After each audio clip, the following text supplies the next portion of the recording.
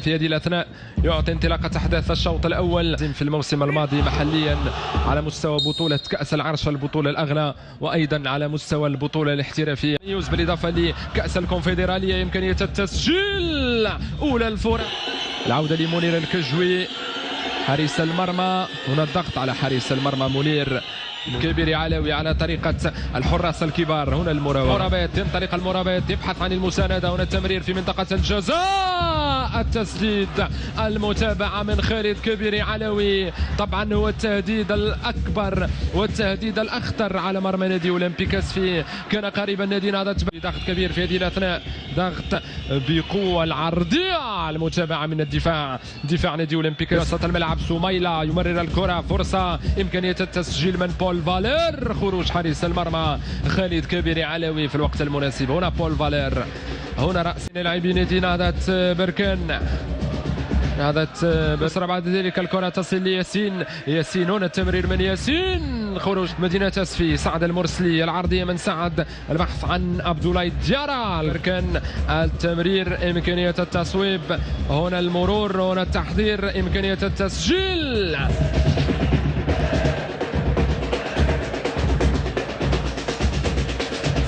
فالوصول لمرمى خالد كبير علوي. سانتوس، التصويب، الكرة تصطدم بالحائط الذي قدم لكرة القدم أكبر النجوم من الأسماء. كرة في وسط الملعب، التمرير عبد الرحمن كساك. خروج حارس المرمى منير الكجوي في الوقت المناسب. خرج منير. صدارة البطولة الاحترافية هنا سميلة سيدي بي، إمكانية التصويب، تسديدة خارج الملعب من سميلة سيدي بي. ركلة مرمى لنادي أولمبيكاس للاتحاد الرياضي التركي، الفريق الذي يتوفر في رصيده على 5 نقاط، فاز بمقابلة واحدة. التمرير من ياسين، إمكانية التصويب، الدفاع، إمكانية التسديد. جول جول جول جول جول جول يوسف مهري يسكن الكرة الشباك، يفتتح مجال التسجيل في الدقيقة 37. تسديدة لا تصد ولا ترد من يوسف مهري، تمنح التقدم والأسبقية لنهضة بركان هنا في ملعب المسيرة الخضراء بمدينة أسفي. هنا اللقطة، هنا الشوط الأول. هنا فرصة لأولمبيكاس في المرور، المرور المرور المرور. الحكم سيوجه البطاقة الصفراء للاعب نادي أولمبيكاس في فرصة شيخنا، التحضير، إمكانية التصويب. منير، كم من دقيقة سيضيف زهير قديم. تنفيذ الكرة من مهدي عبد الرحمن. حمزة مجاهد ينطلق، حمزة يجيد التسديد ويجيد التصويب، الكرة تصطدم مهدي. بعد ذلك كرمون، تمريرة طويلة من كرمون، التدخل من الدفاع. الحكم يعلن عن خطأ لفائدة ولمصلحة نادي نهضة بركان، بطاقة صفراء. العقوبة الانضباطية طويلة. ياسين أو بول فالير، فرصة لنهضة بركان، إمكانية التسجيل.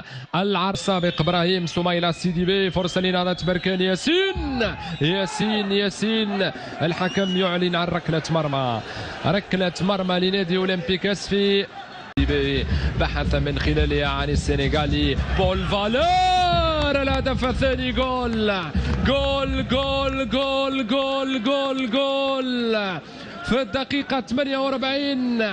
ينجح نادي نهضة بركان في تسجيل الهدف الثاني. ياسين كرداني يسجل بالخطأ في مرمى فريقه. نعم، هذا ما حدث هنا. عناصر الفريق، هنا فرصة لأولمبيكاس في محاولة التعويض.